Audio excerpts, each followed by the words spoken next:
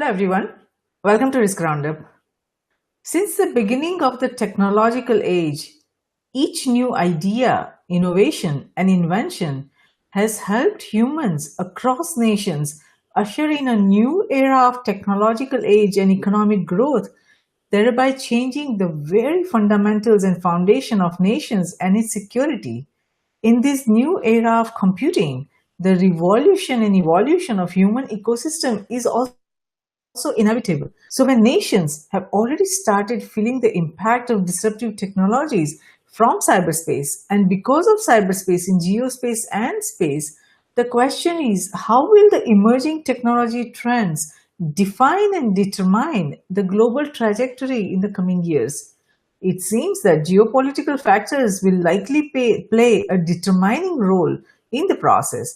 Now, while existing and emerging technologies brings each nation a promise of great potential, they also bring major geopolitical challenges that impacts not only national security but also security of the very humanity. It is therefore important to understand and evaluate how are existing and emerging technologies redefining national power. What are the social and political consequences of the technological change on any level, global, national, local? Which innovations, trends, and geopolitical implications of the emerging technologies bring nations strategic security risk? And how can nations prepare for any existential security threats?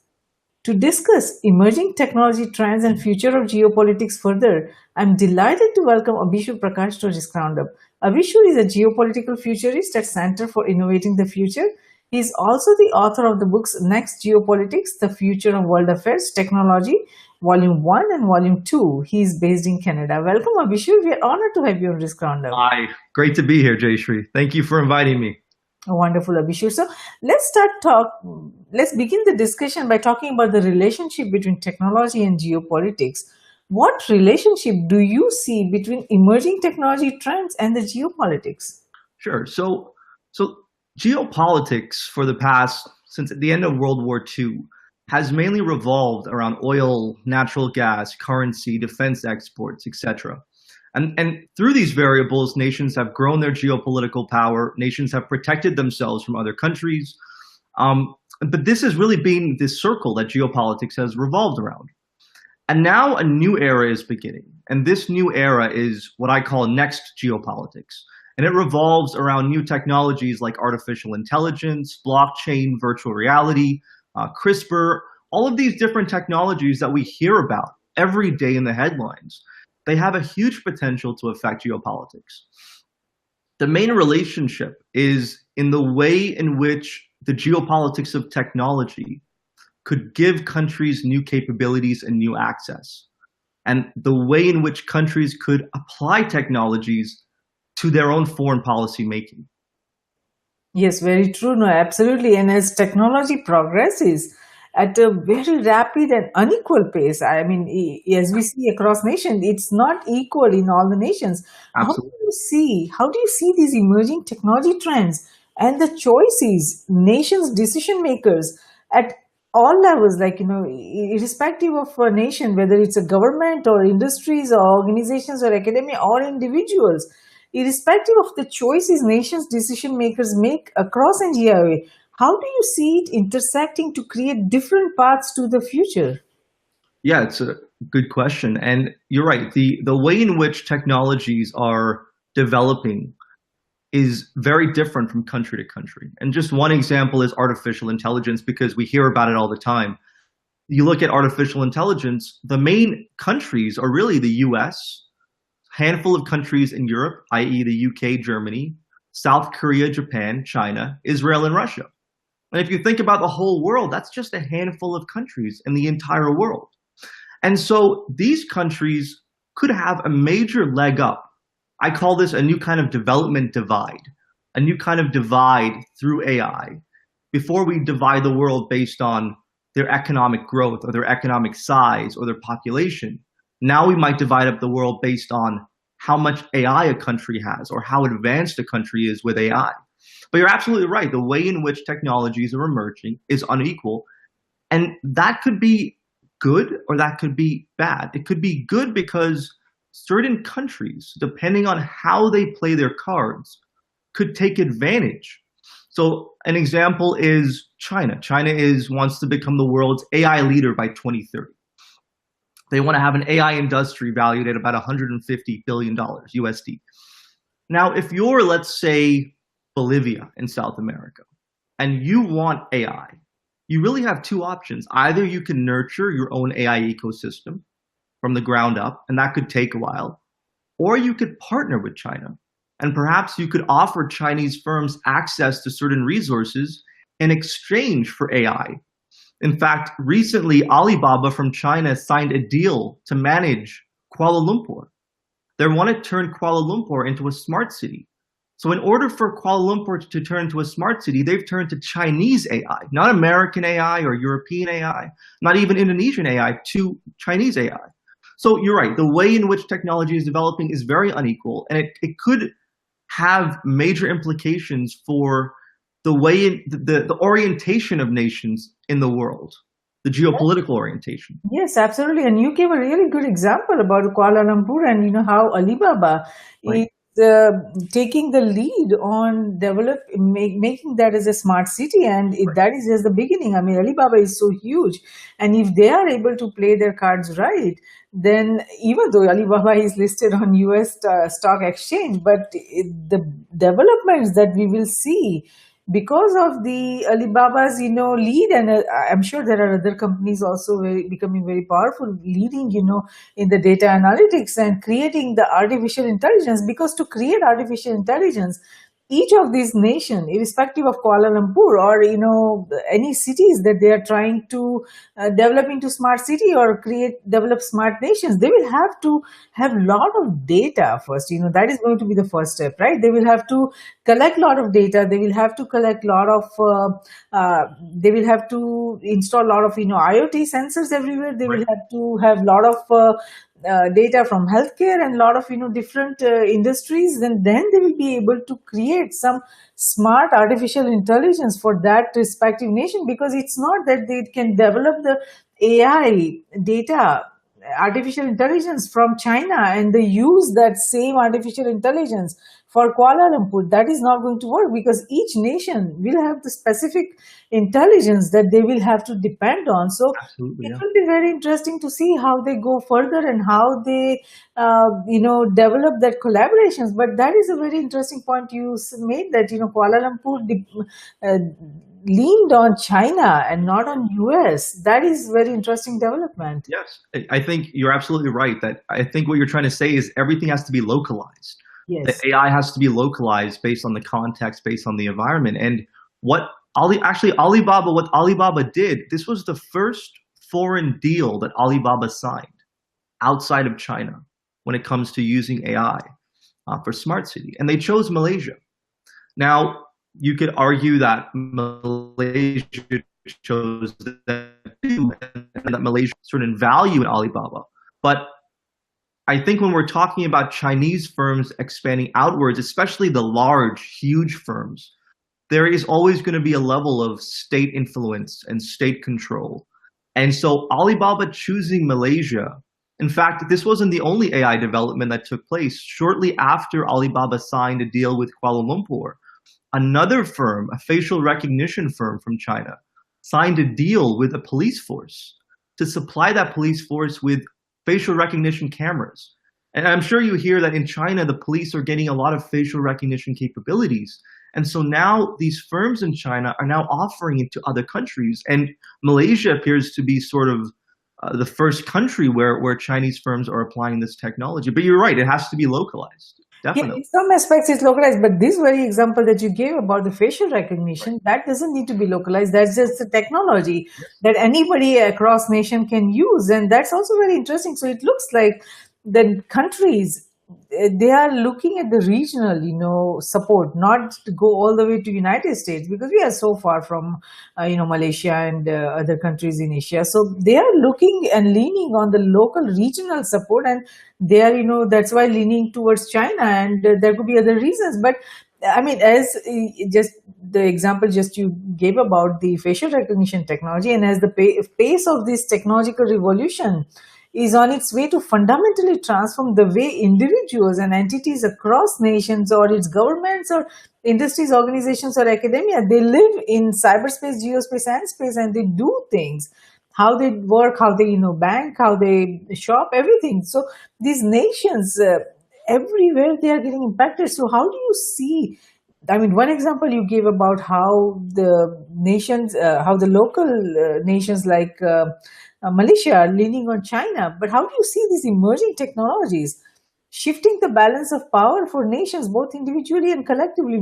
You gave a very interesting example of how Malaysia is leading towards China and not going all the way to United States, whereas United States has always had a lead on all these technologies, because we have the biggest budget of research and development. But it looks like that in spite of that, we are losing the battle here. United States is losing the battle, and China is capturing some of the market. Yes, no, you're right. You're right. And just to speak on the whole regionalization, I think that what I'm seeing is that before we lived in a world where it was all about globalization. People talked about globalization, globalization, and they talked about technology only increasing the pace of globalization. But I think what we're seeing now is that through technology, we're actually seeing a regionalization of the world, and more country and city specific initiatives and partnerships and relationships. So it's kind of the reverse is happening, and that's a big deal. But yes, the nations are using technologies to change their future, essentially, to change their destiny. Yes. A great example is what UAE is doing. UAE has traditionally been a oil-rich nation. It's dependent on resources for its success, for its economy, for its geopolitical influence. But now the UAE is doing incredible things. So, for example, by 2020, the UAE wants to phase out its border security officers at airports. And this goes back to sort of the whole development divide thing, which is, when you're traveling, you may travel to the UAE in 2020, 2022, and you might get off a plane and you might walk right out of the airport because AI and facial recognition will identify you and clear you. And then you might go to Europe and you might see in Europe, they still have the human officers. And you might say, it seems like the UAE is a little bit more advanced, a little bit more developed in this regard. But the UAE is doing great things, especially when it comes to space. The UAE is not a traditional space power by any means, but they're the most visionary when it comes to space, more visionary than China and the US, I would say. They want to have the Abu Dhabi police force has unveiled a plan for 2057. And that plan calls for a police force. That plan calls for a space force. That plan calls for genomics police, if you can even think about what that means, genomics police. And they want to grow vegetables in space, and they want to have cities on Mars. And so this is essentially the UAE turning to space technologies to really reorient its future and change what's possible. Another example is what Chile is doing.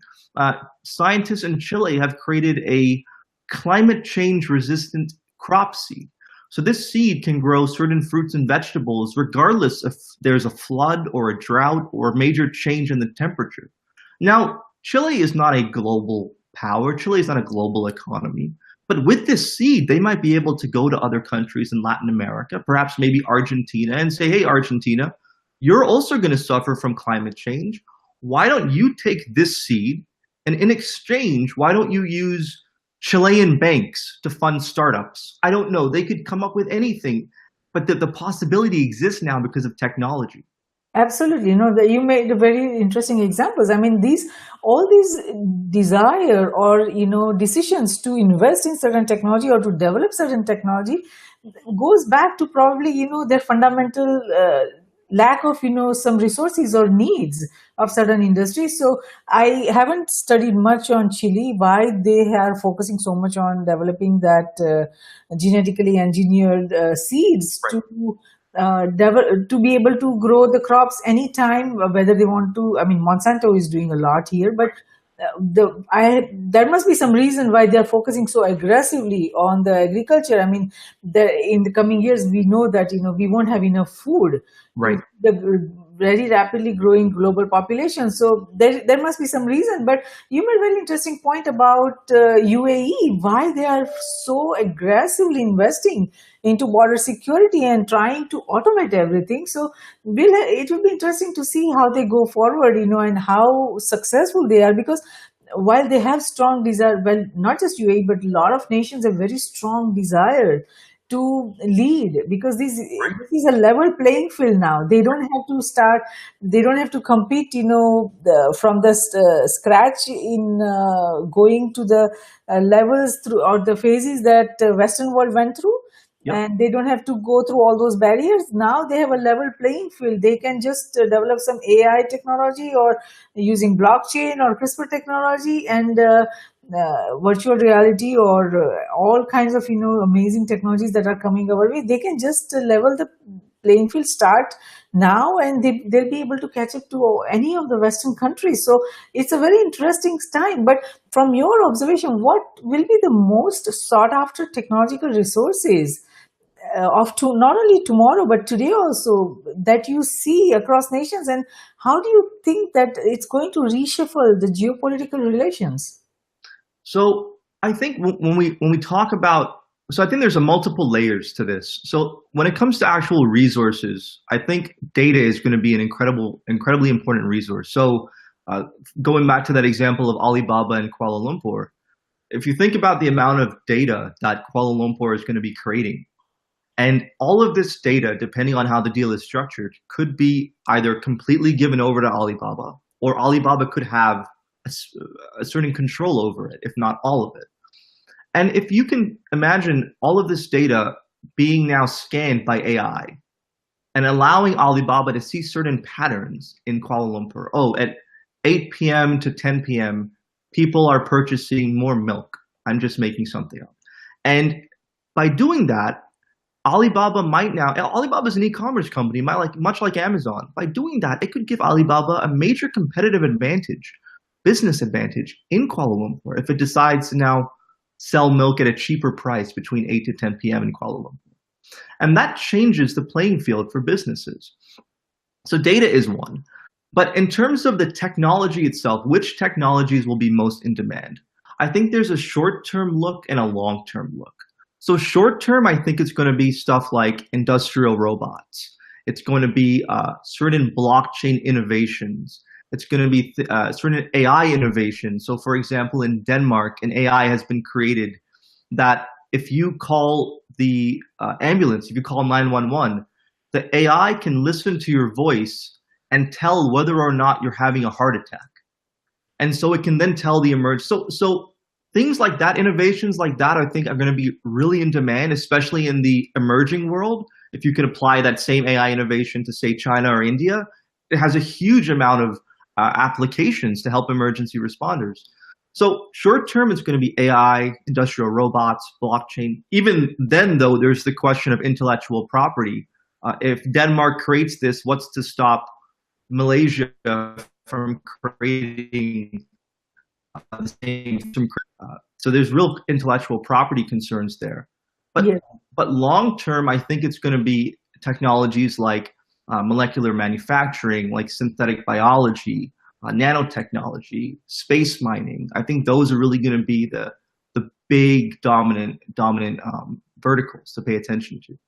But none of these nations that we are talking about, they have that educational system that could create that kind of intellectual power to be able to take benefit or take advantage of these emerging technologies. So it will be interesting to see how they catch up, because none of these nations that we are talking about, they have anything compatible to the Western world as far as the education system goes, or their innovation system goes, or because it's not just to get an idea or to be able to develop a technology, to from the concept phase to the commercialization phase, and to be able to successfully go through and commercialize the idea, innovation, or any technology, there are a lot of different variables that are involved in that ecosystem, and most of these nations, they are not mature in that manner. So even though they are investing very aggressively, and even though they are going after all this technology to modernize and automate and take benefit of this level playing field, I am still very skeptical about how much they will be able to progress and how much they will be able to take advantage of or benefit from. Even China, I mean, Alibaba is leading these and going to Kuala Lumpur and maybe other places to collect all the data and help them become smarter. But if you look within China, they are also, not keeping very open internet. They're they're pretty much closing down many of the VPNs, and there are a lot of internal, barriers that they are not looking at themselves to collect all the data from within China. How will they collect that, and how will they effectively use it? So it is going to be very interesting how all these nations develop these amazing emerging technologies, the power of potential that brings to them, and be able to transform and level the playing field and be competitive on a global scale. The another factor is that the communication, that is the biggest challenge that I see. Even in China, that advances in technology are continuing to make communication easier, but uh, the big challenge that I see is that even though this technology, information communication and digitization effort that is going on, will it allow us to transcend cultures and cultural, barriers and the value system? And right now, you see across nations, there is such a big battle about saving that respective nations' culture and values, and there is Right. a lot of fear and a lot of backlash about not wanting to have a sort of like convergence of the culture. So, how do you see that playing out On in a the coming global. years? Yeah, I well, just to answer the educational aspect, the literacy of countries is going to be incredibly important in determining how well they are in adopting new technologies. But even there, technologies could help out. So, for example, downloadable skills. And I know it sounds incredibly far off in the future, but DARPA is actually working on that right now. A handful of universities in Japan and the US are working on that right now. And it may take several decades to come, but if somebody can learn the basics of machine learning or the basics of nanotechnology in a few seconds or a few minutes, and if you apply that to a population of a country, even if it's just 2 or 3% of the country that gets access to it, it changes the ballgame. And another potential solution to the education gap is brain implants. Elon Musk has backed a company that's developing this. DARPA is also working on brain implants. And if you could give somebody access to the internet on demand, even if they come from a poverty-stricken situation, it changes what they can do overnight. And as I said at the beginning, it's really going to be a question of how nations choose to use this technology. If, let's say, India creates this brain implant technology, will they go to Africa and trade brain implants for access to resources? Anything's possible, right? So the education is also something that can be cured with or solved with technology. As for the transcending of cultures, it's really I'm going to play devil's advocate because there's really two sides. There's the one side that says it advances in something like virtual reality, where people will be able to communicate and interact and experience each other, regardless of their geographic location, regardless of anything. Will transcend cultures. Really, it'll create a global digital community. But then there's the other side that says the way in which countries develop this technology could have an inherent bias. So what I mean by that is Japan, for example. Japan right now is using AI in its patent system. So what AI is doing is it's doing the initial analysis of a patent that's somebody's applied for. Now, in the future, Japan might give this system more control. It might say, okay, AI, I want you to do the initial vetting and say yes or no before you pass it on to a human. And it might so happen that a large amount of the patents that get rejected are Chinese. It's a Chinese firm applying for the patent, or it's a Russian firm applying for the patent. Japan's geopolitical adversaries may be getting rejected. And if that happens, or if Japan exports this AI to Thailand, and it's now happening in Thailand, and it's happening in Poland, wherever Japan has exported this AI, then it's going to reinforce cultures. It's going to reinforce the perspective, the political perspectives, the geopolitical perspectives that countries and societies have. Yes, absolutely. Sorry about that. No, you are right about that. Those factors, those variables are going to play a role. The point that you made about the nations can catch up on the education, because in the coming years or decades, probably, we will be able to just implant some chip, and we will be able to transfer the downloadable that you said. We'll be able to download all the knowledge and skills. But that also has many challenges, because for someone who has never experienced or doesn't have that maturity and understanding and wisdom, if you just implant even all the knowledge, it probably it won't benefit to the level that the nations would want that to benefit, because without having any grasp about that subject or topic, that the knowledge that is being downloaded, you cannot translate that into, it's not just the knowledge, but the idea, imagination that you need to be able to create the innovations. Because without imagination, you cannot, without any ideas or imagination, even though you have all the knowledge in the world, without that fundamental thing of imagining, what it could do, what we can develop, how we can solve this problem, without having that, no nation can take the benefit of even the downloadable skills. So it will be interesting to see where it goes, but that Right. is certainly an option. And we will have to see also how much acceptance and adaptation is that about implanting, or downloading knowledge like that. There is going to be, just the way, globalization was so rosy and everybody was so excited about it, but we still see the backlash on globalization, Right. because nations didn't prepare their respective nations. The leaders didn't prepare their nations to go through the changes that were happening because of globalization. And that's why we see, even in United States, there is a backlash against globalization. So even though this technologies has tremendous power and potential, and we could do great things, there could be huge backlash. So that is how much is going to be accepted across nations, what kind of adaptation it would there be. And all those variables are still, those challenges are still there, and we'll have to see how much acceptance is there across nation. But the nation's geopolitical constraints and national strategy, it dictates which technologies it will likely develop or adopt successfully. So there are a lot of variables. So what do you think are the determining factors of geopolitical constraints that determines when and whether a nation will adopt any new emerging technology? Sure. So I think really the answer is something that you said earlier, which is, and I'm paraphrasing, but that nations are hungry. They want to compete. They want to succeed. And technology allows them to level the playing field. And so I think that's the big answer. But within that, I think there's going to be certain variables. So climate change is one of them.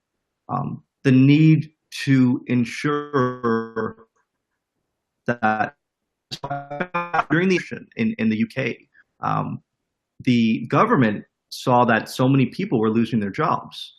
And so the way that they fixed that was by making high school free.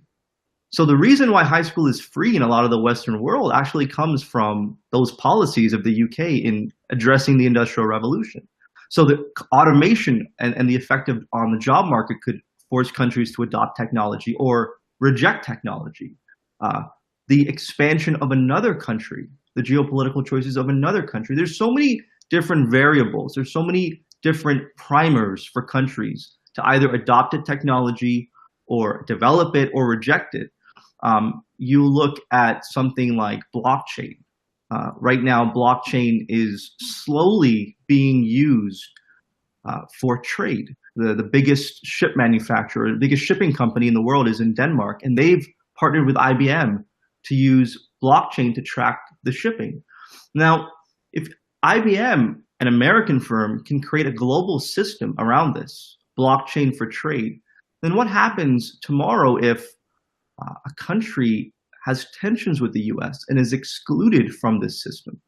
And this could be a new kind of geopolitical punishment the US uses, a new tool of its foreign policy. And this is not a question of right or wrong. Every country will have these capabilities. But there are so many variables that could affect how a country adopts the technology, how they use it, and if they reject it. And rejecting is a real possibility. Yes, absolutely. Now, it's also we all know that nation's technological trajectory in the coming years will be determined by also its geography and existing infrastructure. Because we have to see, irrespective of which nation we are talking about, what kind of infrastructure they have in geospace or in cyberspace or space. They may have all these desires and to compete and to reach certain level and do space mining, or to have genetically perfect children, and to have all kinds of innovations, technology that would empower them to compete on a global scale. But a lot of the geographical challenges and their infrastructure challenges could prevent them from achieving their goals. So do you still think that geography plays a role in nation's trajectory when we evaluate the technology trends in cyberspace, geospace, and space? I think that geography isn't as important as it once was. So for the past 70 years, if we look at traditional geopolitics, country like Saudi Arabia, a country like Russia, a country like Qatar, a country like Indonesia, all of these oil and natural gas exporters, it really was luck. If they didn't have those resources underneath the ground, then they wouldn't be where they are today. Saudi Arabia wouldn't have the foreign reserves it has today. It wouldn't have the geopolitical influence. Russia wouldn't have the geopolitical influence. So geography really determined the outcome of nations in the past. Now, geography is still going to matter, and geography could be a constraint. Like what we were talking about, geography could be seen as a constraint, but I don't think geography is anymore the determining factor of a country's success. And you look at Venezuela, for example. Venezuela right now, by all regards, politically, socially, economically, is in a very bad state. Society is breaking down, people aren't getting food, it's in a really bad state. But that hasn't stopped Venezuela from launching the world's first digital currency in February this year. And what did they do with that currency? They went and they approached India and they said, if you buy oil with this currency, we'll give you a 30% discount. And so if geography was the only determining factor, Venezuela wouldn't have been able to do that. But thanks to technology, Venezuela was able and was capable of doing something no other country has done before. And so geography still matters, but I don't think it matters as much as it used to. What about the labor flexibility and demographics? What role do you see it playing in technology development?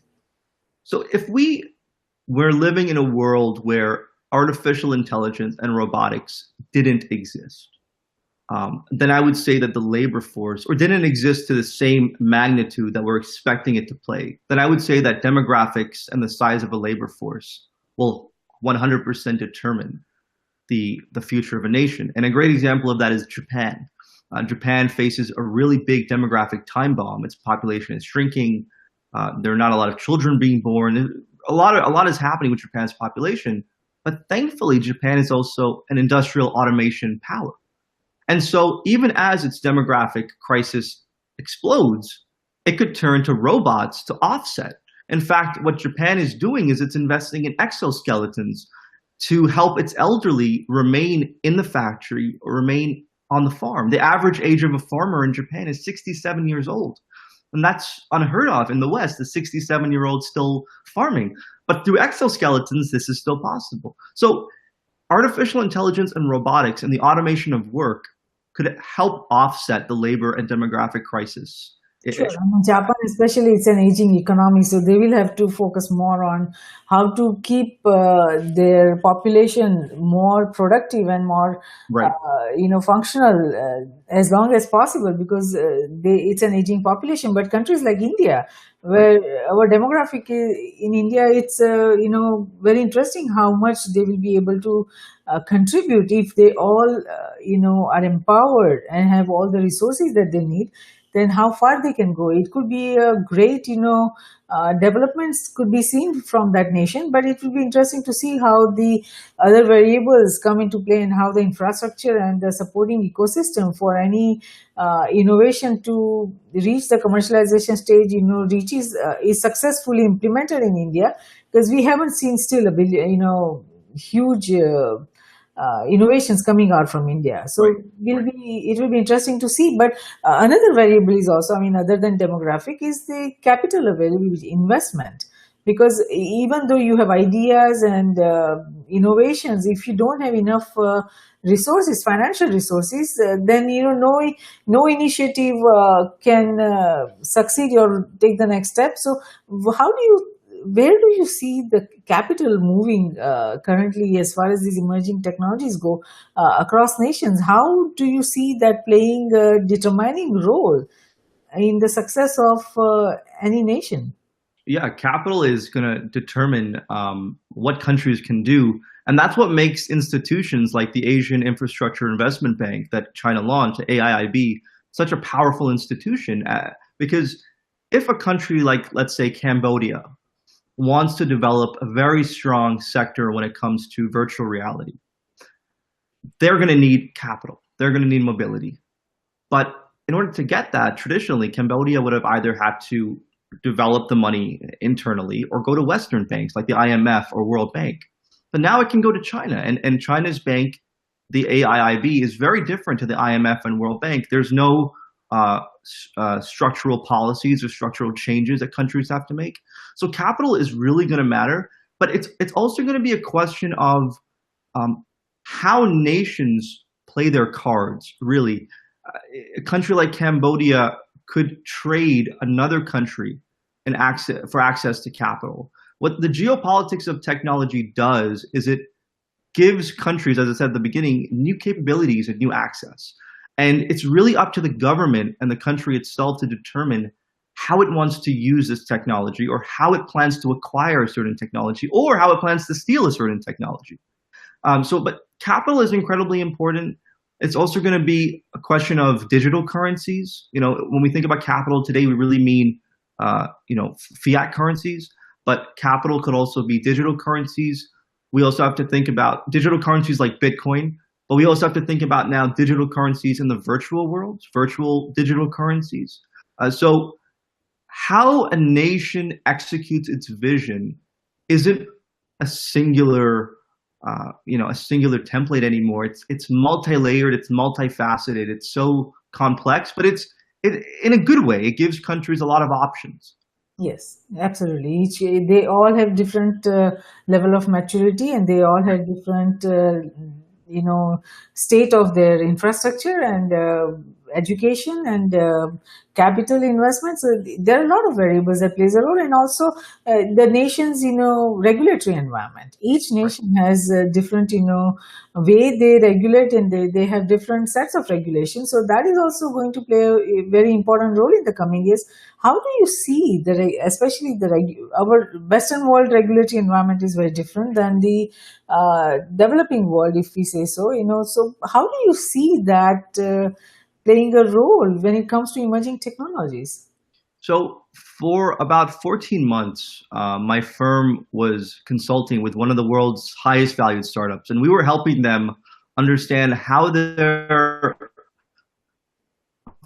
policy and other trends. And one of the patterns that I noticed was that public policy used to be about protecting worker safety or consumer safety, or protecting local businesses from foreign businesses.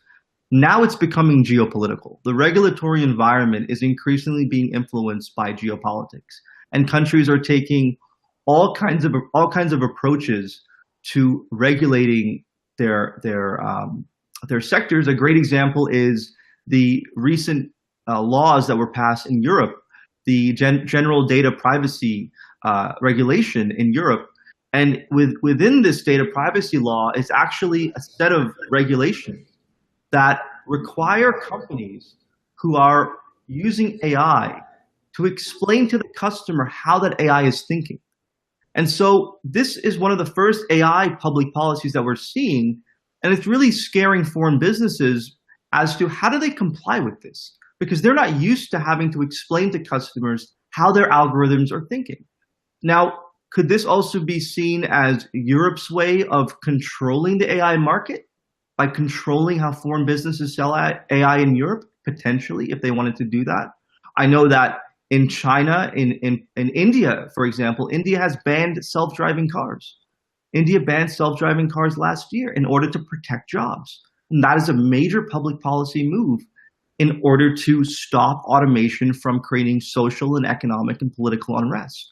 So regulatory is as important as capital in these. Absolutely, absolutely, and even in nations like India, I mean, when the labor force, there is such a young, Yes. very available and ready labor force, very cheap, then they are not going to spend a lot of money. I mean, they have that AI strategy, but when they try to do the automation of industries and try to automate a lot of processes, they will feel, see the same backlash that you are talking about, because why would people be willing to give up their jobs and let the industries be automated when they are willing to work at such a dirt cheap price? So developing these technologies is also very costly. Developing AI technology is not that economic or that affordable for a lot of nations. So that is also going to play a role, that even though nations may have capability to develop the technology, whether the social acceptance is there.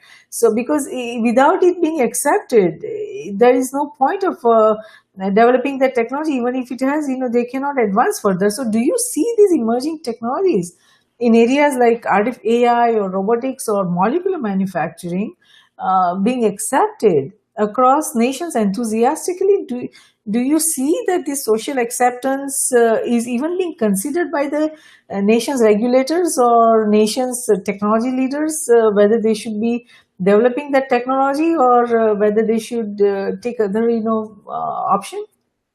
I, Based on what I'm seeing and based on the conversations I'm having, I think that most countries are not thinking, to 2050, 2100. They're still operating on today's challenges. And it makes sense. Today's challenges are very pressing. So I think that people are going to be jolted. Societies are going to backlash only when something that is personal to them is affected. So for example, Amazon has same day delivery now in Canada and the US.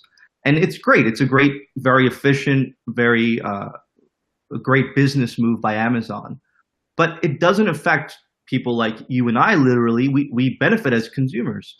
And tomorrow, Amazon might say, instead of using human truck drivers to deliver the goods to home, we're going to use drones and autonomous drones too. And that still doesn't affect you and I. And you and I may feel great about that because we're getting our goods much faster and much more efficiently and potentially much cheaper.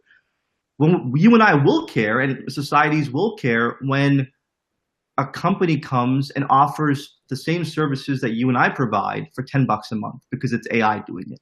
Then we're going to be jolted by automation, and we're going to say, what's going on here? And when that happens, we're going to see massive social unrest, massive political unrest, massive economic turmoil, because the amount of jobs at risk of being automated isn't 2 or 3% of the population. In Ethiopia, it's 85% of jobs. Yeah. That's a huge number. So I think that governments and countries will happily accept technologies if they improve quality of life. But the moment they start to affect people too much in terms of taking their jobs away, or affecting their privacy, or affecting their ability to maneuver in a society, the moment there's certain rights and freedoms and way of living is affected in a way they don't like, that's when we're going to see backlash. That's why India's ban is so interesting, because India doesn't really have an automation strategy. India doesn't really have an AI vision the same way China or the US has, but they banned self-driving cars because Yes. they were clearly thinking ahead as to what's possible. Yes, very true, and that's what we have already seen how little prepared any nation was, even including United States. With the globalization, the impact of globalization, Right. and now the impact of automation.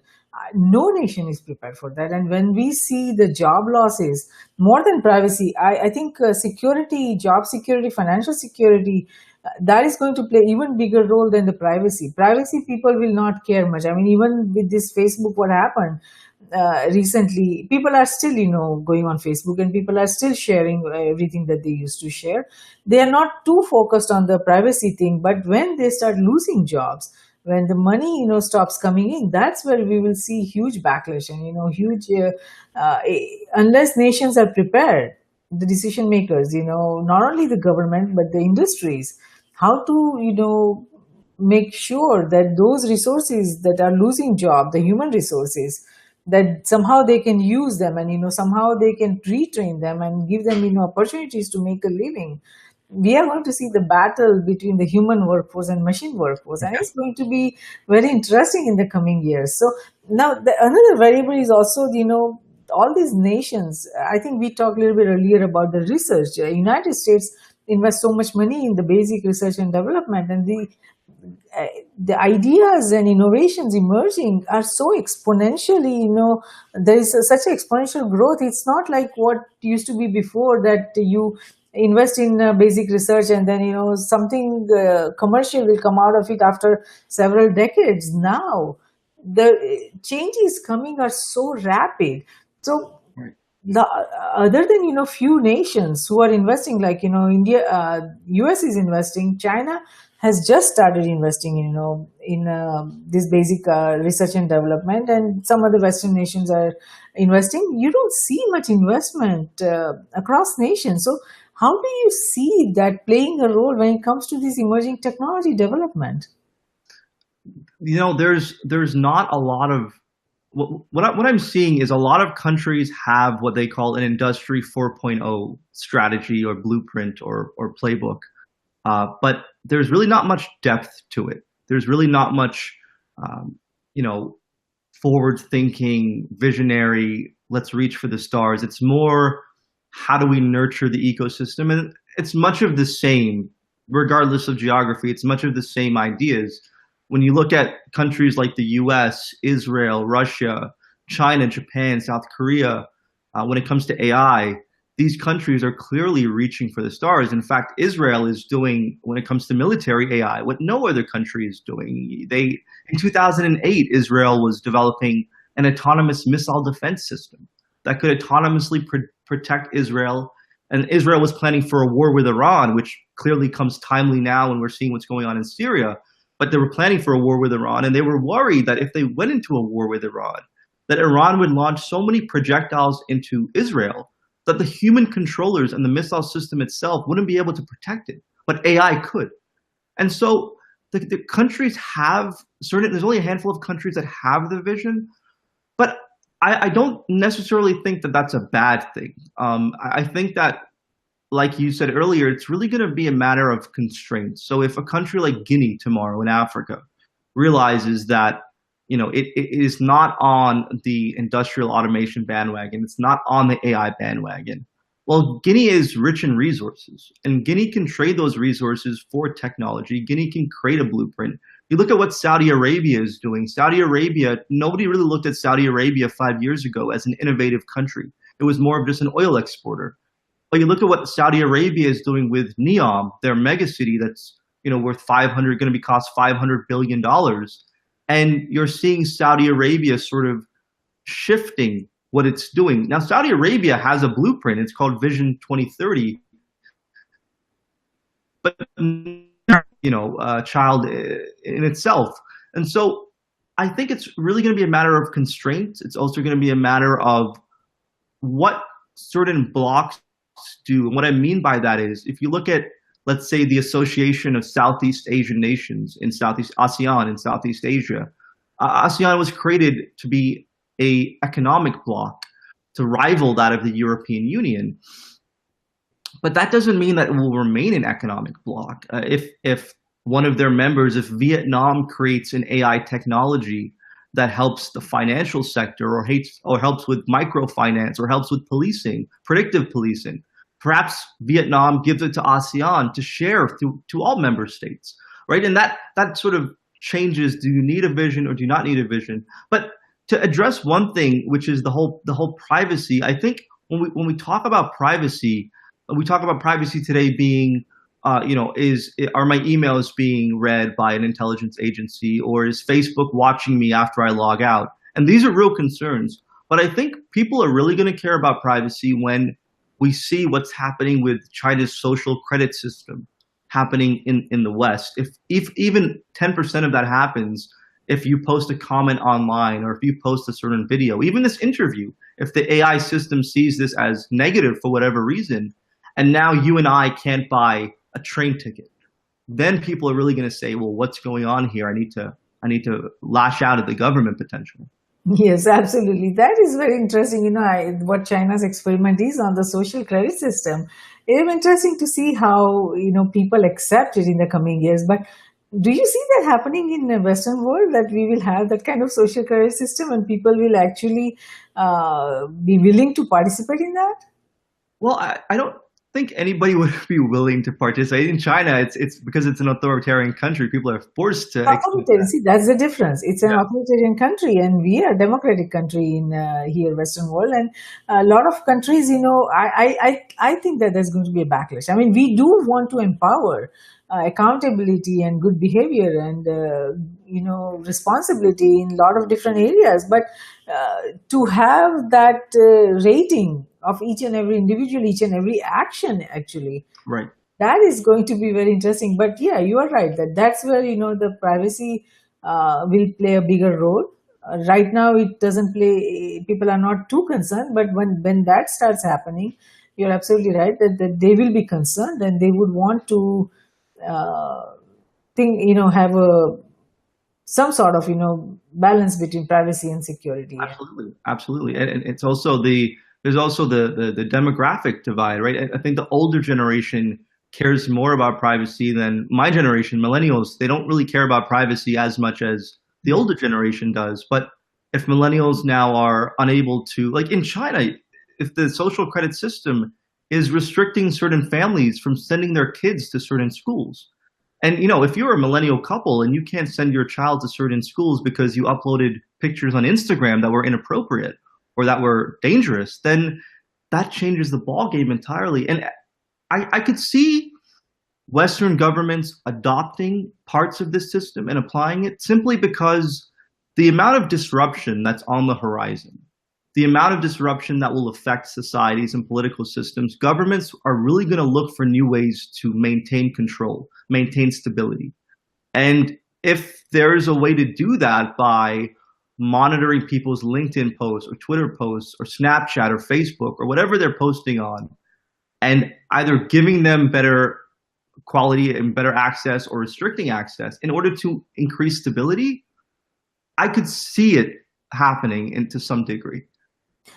Yes, we'll have to wait and see how that plays out. But you are right that in China, especially, they develop this because there is a lot of inner turmoil that they have, and they have to control. No amount of military will be able to control the internal challenges that China has. So they have to come up with system like this, and they have to control it and manage it somehow, the complex challenges that they are facing. But Western world, we are democratic society here, so it will be interesting how even some aspects of these gets played. I mean, I am all for accountability. We need to make sure that each and every individual or each and every entity, that they are accountable for the decisions that they take. Absolutely. Because at the end of the day, it's all about risk that each one of us create. And if we, by our this kind of systems, if we are able to manage the risk that we are creating or manage the risk in an effective manner, then we will have to see how to implement this kind of system. But that day is not here yet. But what shifts do you see in the coming years as far as the balance of geopolitical power goes because of these technology trends? So I see that. So I think we have to look at what are really the assumptions that have been made about how technology will affect geopolitics. So I remember about 4 or 5 years ago, I was reading up on the geopolitics of technology because when I was talking about artificial intelligence and blockchain, or not blockchain, but artificial intelligence and automation about 4 or 5 years ago, it wasn't really in the headlines as much as it is today. So I was reading up on it, and I remember coming across one of the big consulting firms, and their thoughts on the geopolitics of technology were there. Where they were is how battery prices will fluctuate. That was their idea when it comes to geopolitics of technology. So it wasn't really a big deal in their eyes. And I think one of the assumptions has been that a technology and the geopolitics of technology will not change which countries have power. That the countries with power will only increase their power, and the countries without power will still need the countries with power. And the second assumption has been that technology will essentially give populations more freedom and more liberal values and more liberty and more ability to do whatever they want. And I think those two assumptions are being challenged now. I think that you're seeing that power is being decentralized, that technology is leading to a more multipolar world. And an example of that, well, like I talked earlier, you can now go to the AIIB for funding. You don't have to go to the IMF or World Bank. Malaysia went to China for AI. They didn't go to the US for AI. That was unimaginable just even 5 years ago. So that assumption is definitely being challenged. And when it comes to technology giving citizens more freedom, as we were just talking about with China's social credit system, it may not necessarily be true either. So the big shifts that I'm seeing in the future is which countries are going to matter. And it won't necessarily be the countries that have mattered in the past. In the past 70 or odd years, the G7 really mattered. When the G7 met every year, it was a big deal. It was, they're going to decide the fate of the global economy, the fate of the world, or the G8, and then Russia was excluded and it became the G7. Now, when the G7 meets, besides the US, it isn't really that important what these countries are saying as much as when the Shanghai Cooperation Organization meets, right? And that's far more important, or when the Eurasian Economic Union meets, or when ASEAN meets. And so there's a diffusion of power.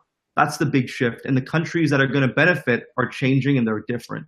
And the systems that have operated for decades, if not centuries, are being totally redesigned. And that's good and bad, right? Yes, absolutely. And we are talking only about the shift as far as the power goes of different nations. But in the coming years, we'll see a shift of the power from even the governments to Yeah.